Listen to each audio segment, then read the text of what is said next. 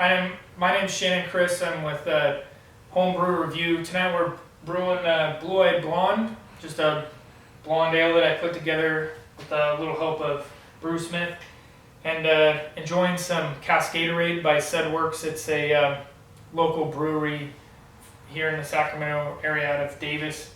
A great IPL. I definitely suggest it if want to try something a little bit different than your normal IPA. Tonight we're going to do a couple reviews on, just show you a little bit about the Chugger stainless pump that I've got. I chose the center inlet just because reviews it said that it cavitates a little less and you lose prime less often. It's been a great pump for me. Never had it cavitate or fail me yet, and I've used it in quite a few batches of beer. And we'll also be taking a look at the Blichmann Therminator, their plate chiller that they make. A great chiller. I had a coil chiller for a little bit, and as you can see, my kettles aren't the smallest kettles.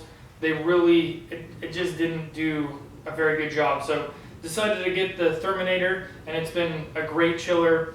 I put a thermometer on it so that I can monitor my wort temperatures live, and we could also show you guys a little bit better on the review tonight at the temperatures that are coming out of here. And I just mounted it straight on here. Just got a coupler, a half-inch double female coupler with a double male, and I chose a cross. You could put a T in here. I was a little worried that my probe wasn't going to be, that it was going to be too long, so I went with this, so if I had to extend in here that I could do so. But this would work perfect with a T. You could just cut out the plug in this fourth output there. So looking forward to putting this review together for you guys. Hope you enjoy it, and we'll get back to you shortly. Okay, so we just got finished with a boil, and we whirlpooled the boil, obviously. Everything's hooked up. We've got the garden hose going through, and now we're just going to use our Chugger center intake pump and the Blichmann Therminator, and we're going to bring our wort down from 212 to down to pitching temperature, and one pass through this Therminator. So we're going to pause, move the camera in so you guys can watch it on the thermometer, and we'll go from there.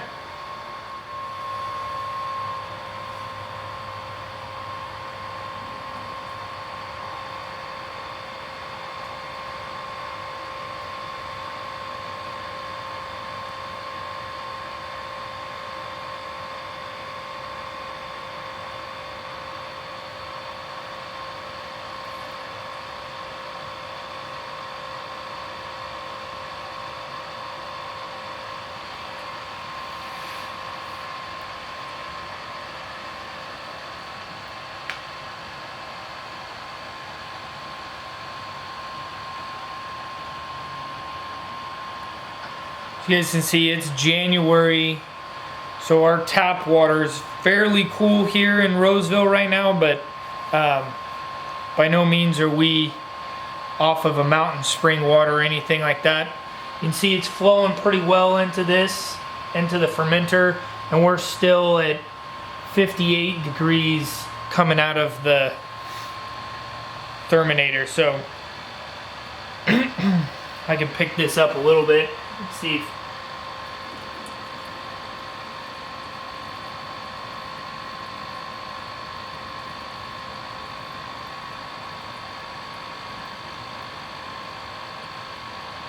so we're doing a 5-gallon batch right now, and we'll just keep the camera going live the entire time, so you guys can see exactly how fast you'll be able to chill. We got 60 degrees coming out of the Therminator, and pretty solid flow going into the fermenter. So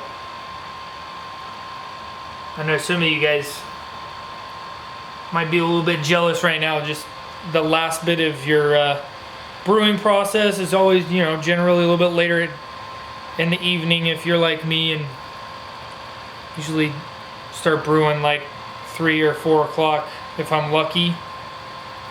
This last part's kind of nice to have a faster process so you can get cleaned up and have an hour or so with the family on brew day still. So maintaining like 60, 61 degrees coming out of there. And it's flowing pretty solid into the fermenter.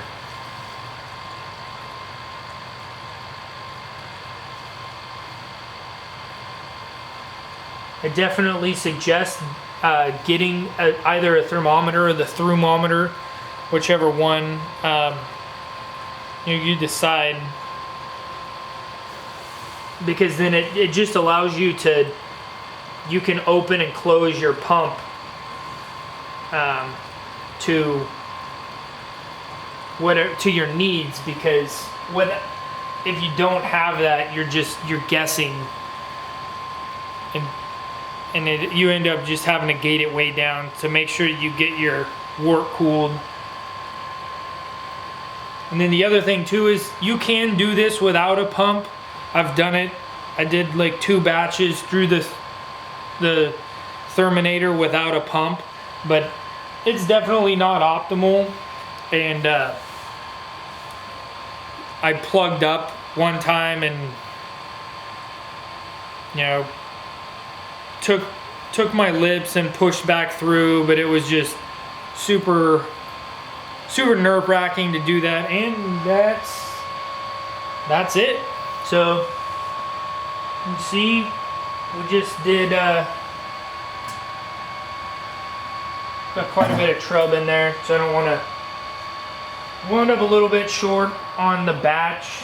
We've got 4 gallons in there, so that was 4 gallons through the pump. We have quite a bit of dead space, so I'll end up dumping these lines through, but that was a 5-gallon batch that quick. Alright guys, so as I was editing the video on the center intake stainless pump and the Blichmann Therminator, I just realized that there was a couple things that that I would like to add to the video. So the first thing is just the importance of being able to cool your wort from boil down to pitching temperature as fast as you can.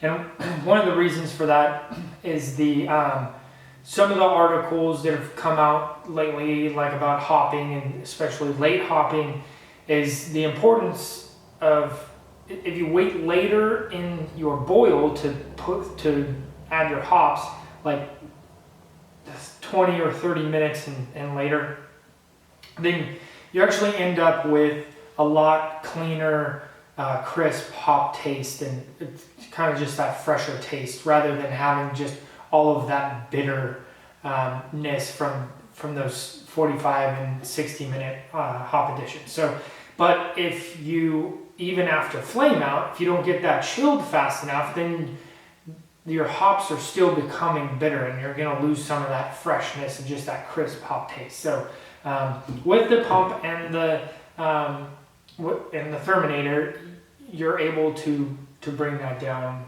and maintain that taste. I did mention that you can use the Therminator without a pump in the video, and I did do that on 2 batches, and